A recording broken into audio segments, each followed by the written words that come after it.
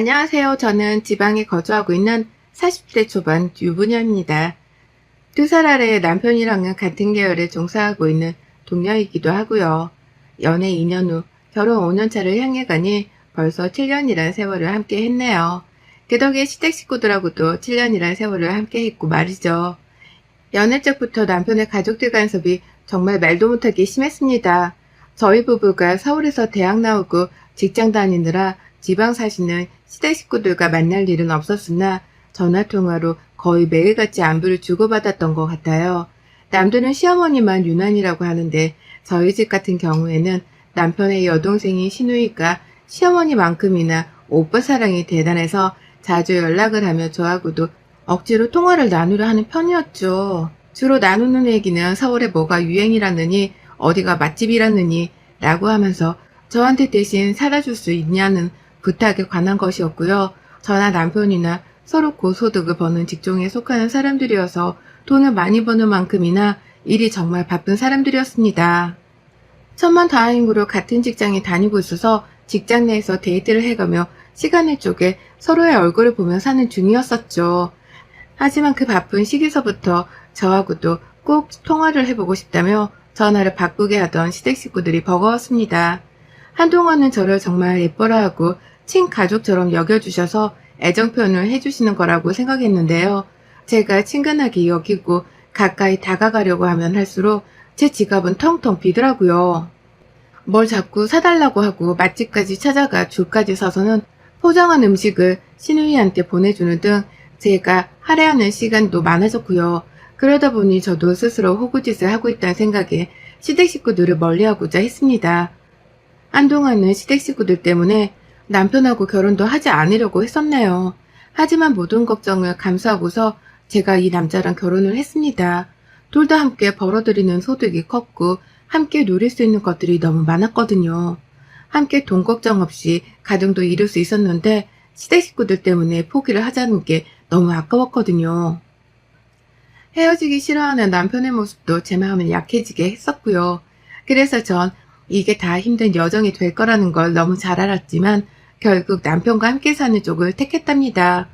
어차피 서로 다른 지역에 살고 있었으니까 얼굴을 자주 볼 일도 없을 거라 생각하며 걱정을 자제시켰죠. 남편도 시댁 전화는 모두 다 자기가 받고 해결을 할 테니 저한테는 일에만 집중하라 다독여 주기도 했었고요. 이렇게 2년의 연애 후 저희는 결혼을 했네요. 남편은 저를 전적으로 믿어줬던 바람에 자기 월급도 다 저한테 맡기기 시작했고요. 제가 회사에선 선배이기도 했던 바람에 살림뿐만 아니라 회사 일까지도 저한테 기대는 부분이 참 많았습니다. 그래서 제가 가정 내에서 주도권도 좀 가지고 있었고 이 돈은 절대로 허투루 쓰려 하지도 않았어요. 아이를 가지고 싶었기에 아이를 위해 돈을 모으고 싶었거든요. 하지만 결혼 생활하며 아이가 예상보다 찾아와 주질 않던 바람에 시험관 시술이며 인공수정 비용 되느라 돈 나갈 일이 천지였고요. 1년 전 아이를 가지는 걸 포기하고 난후로는 수술 비용 들 일이 없었지만 그간 마음고생하고 몸고생했던 것들이 너무 커서 그런지 돈 모이는 게 그리 행복하지도 않았습니다. 한동안 우울해하며 살기만 했었는데 이제서야 조금씩 저희 부부를 위해 돈을 쓰는 방법을 찾고 살고 있네요. 그래봤자 영화 한 편 보고 맛있는 거 사 먹으며 사소한 것에 돈을 더 쓰고 살고 있지만 말이죠. 하지만 이런 힘들고 어려운 시기를 거쳐가는 동안 가족이라는 타이틀 안에 있다는 시댁 식구들은 절 전혀 위로해주지 못했습니다. 도움을 주기는커녕 마음의 짐만 더 쌓이게 하며 저를 힘들게 하던 사람들이었죠. 특히 시누이가 가장 많이 말입니다. 연애 적부터 뭐 사달라고 조르고 부탁하는 걸 어려워하지 않던 시누이를 겪으면서 사람이 은근히 뻔뻔한 면이 있나 보다 하고 지레짐작을 했어요. 제가 그렇게 관심도 없는 맛집에 줄까지 서서 음식을 포장하고 배달을 보내더라도 저한테 제대로 고맙다며 선물을 사준다거나 제가 돈을 쓴 만큼 저한테 돈을 돌려주려 한 적도 한 번 없던 애였습니다. 그냥 딱 철타선이 없는 막내딸 이미지였던 거죠. 남편조차 자기 여동생은 자기도 간수하기 힘들다고 몇 번 토로를 했었고요. 그런 시누이랑 제가 서울살이를 하고 있었기 때문에 어떻게든 거리를 둘 수 있었습니다. 제가 시험관 실수를 해야 한다고 이유를 대거나 일하느라 바쁘다고 전화를 피하면 그만이었으니까요. 하지만 1년 전 실수를 그만두고 시부모님이 계시는 지방으로 내려와 살게 되면서 모든 게 틀어져 버렸답니다. 남편이 기분 전환하자면서 직장을 그만두겠다고 선포를 했어요. 어딜 가든 고소득을 받을 수 있는 직종이었는지라 재취업에 대한 고민 따위도 없는 사람이었죠. 그래서인지 일을 그만두는 결심까지도 과정이 너무 수월했고 저한테 넌지시 언급을 하자마자 정말로 일을 그만둬 버리더라고요.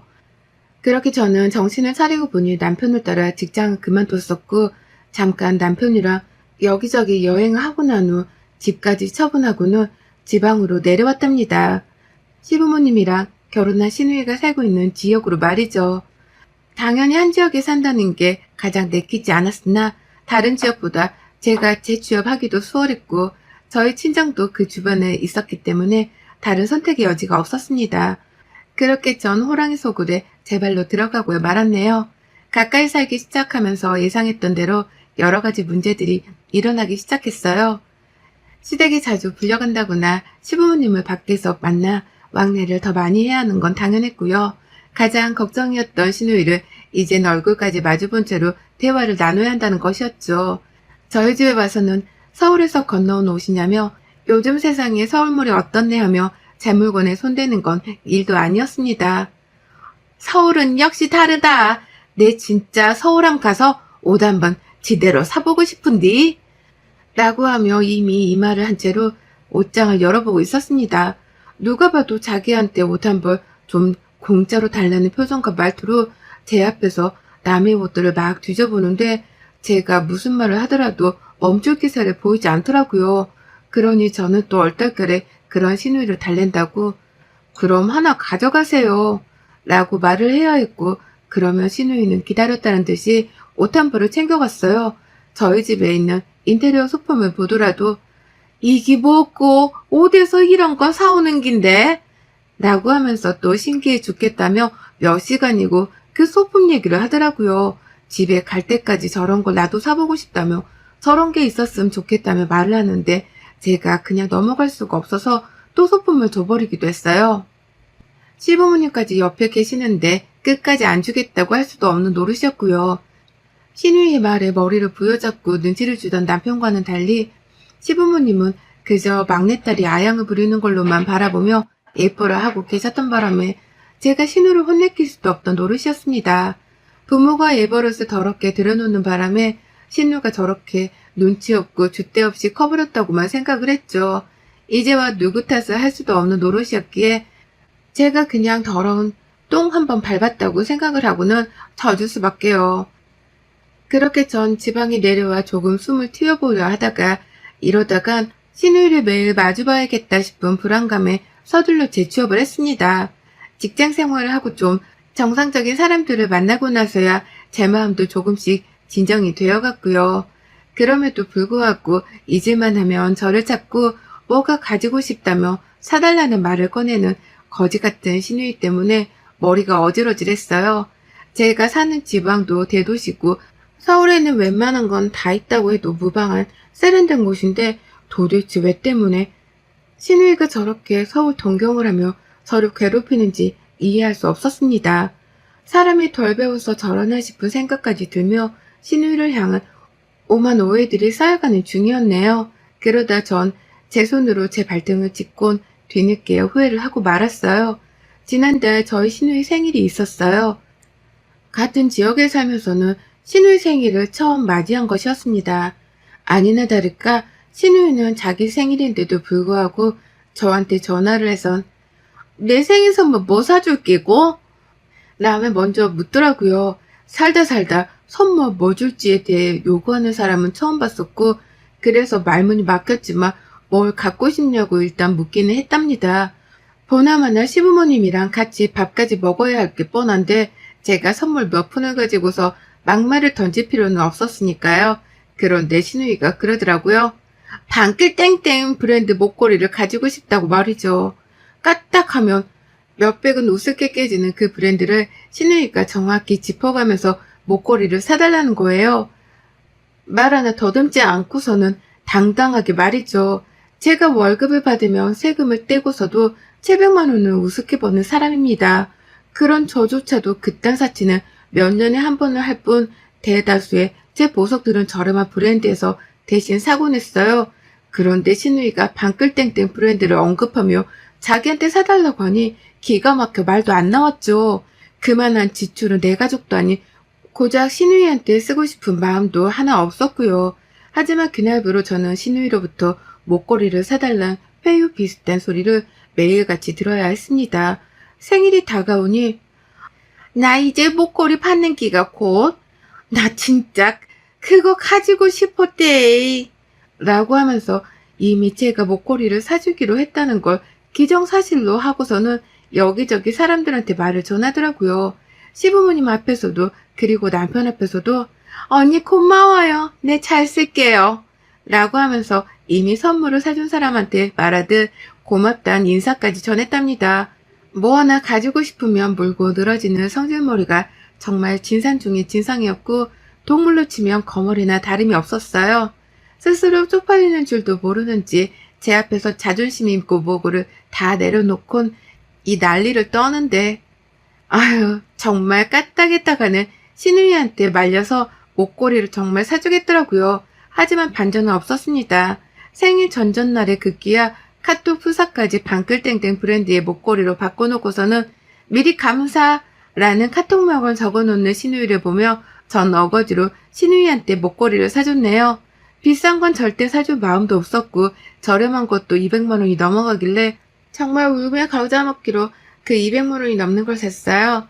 그리곤 이걸 주고서 이제 다신 신우이의 그 어떤 요구도 들어주지 않을 작정이었습니다. 제 딴은 최후의 선물과 다름이 없었고 먹고 떨어지라며 주는 마지막 반찬이었던 겁니다. 신우이는 좋아라며 선물을 받았고요. 역시나 받고 땡이었어요. 비싼 선물을 해줬다고 해서 저한테 더 잘해주는 일도 없었고 그렇다고 고맙다며 따로 고마워하는 일도 없었습니다. 딱 그렇게 어영부영 시간을 보내다 제 생일이 찾아왔더라고요. 저는 생일 파티라는 걸 하는 성격도 아니었고 저희 친정에서도 서로 선물을 주고받아 본 적이 없었기 때문에 남편 말곤 선물을 받고 싶다는 생각을 하지도 않았습니다. 그러다 시댁 식구들과 시댁에서 밥을 먹는 자리에서 남편이 제 생일에 대해 언급을 하더라고요. 곧 와이프 생일이 다가온다고 말이죠. 근데 시부모님은 괜히 말을 돌리고 신우이는 듣지도 않더라고요. 그냥 딱 봐도 관심이 없다는 걸 보이고자 시선을 회피하는 눈치였어요. 설마 싶었죠. 나한테 200만 원 넘는 명품 목걸이 선물을 받아놓고서 내 생일에 20만 원조차 쓰지를 않고 입 싹 닫을 건가 싶어 말입니다. 설마 그 정도로 인연이 눈치 없고 배운 것 없는 애일까 싶어 슬슬 빈정이 상했습니다. 그러다 제 생일이 찾아왔고요. 여러분, 제가 신우이한테 뭘 선물로 받은 줄 아세요? 글쎄, 요즘 연예인 사이에서 유행한다는 그 문구점 2,000원짜리 보석 세트를 선물로 받았어요. 생일날 밥을 해주겠다고 부르지도 않은 시부모님한테서 이미 기분은 상했었고요. 받기만 할 줄 아는 이 사람들한테서 뭘 기대했겠냐며 퇴근 준비를 하는데 신우가 문자를 보냈더라고요. 선물을 줄 테니 저희 집에서 보자고 말이죠. 그래서 웬일이냐 마음으로 집에 갔더니 혼자 와서는 싱글벙글 웃으며 저한테 포장지로 포장도 안 한 그 저렴이 보석 세트를 그냥 주더라고요. 문방구가 낡은 문방구였는지 상자 밖에 먼지가 쌓여 있었어요. 저 같으면 먼지라도 털어서 줬을 텐데 얘는 그걸 그냥 좋다며 지워주더라고요. 그러니 저도 빡이 쳤습니다. 양심이 있으면 최소한 20만 원어치라도 준비를 해야 하는 게 사람 아닌가요? 지는 200만 원이 넘는 목걸이를 받고 싶다며 징징대다가 받아놓고서 저한테는 2천 몇백 원이라는 가격표까지 붙어있는 싸구려 보석을 선물로 주다니 뭐 이런 대책 없는 게 다 있나 싶어 절로 기가 막혀 눈알이 굴러갔어요. 그러자 신우이가 말하더라고요. 엄마, 내 선물이 별론가? 라고 말이죠. 억지로 좋아하는 척이라도 하라며 눈치를 주고는 저한테 쏘아붙이는데 순간 딴 사람인 줄 알았습니다. 이제 보니 신우이 완전 저를 가지고 놀았던 게 틀림없더라고요. 선물을 받을 때에는 온갖 착한 척하고 철없는 척이라는 척은 다 하며 아양을 떨더니 제가 반대로 선물을 받는 입장이 되니 제 기분 따위는 신경도 안 쓰고 오히려 자기 선물이 별로냐며 당장이라도 싸움을 할 자세로 저를 노려봤어요. 그러니 저도 싸움 기질이 치솟아 올랐죠. 내가 돈 200만 원을 헛들어 썼다는 걸 알고는 있었다만 아무리 그래도 다 그 성인들끼리 이런 식의 선물 교환은 정말 어처구니가 없지 않냐며 신우를 향해 반박을 했습니다. 하다못해 선물 박스에 있는 먼지라도 털어서 주는 게 예의라며 신우이한테 참교육을 시전했더니 신우가 보석 세트 상자를 뺏어가더라고요. 됐다. 언니는 2,000원짜리 선물도 아까워.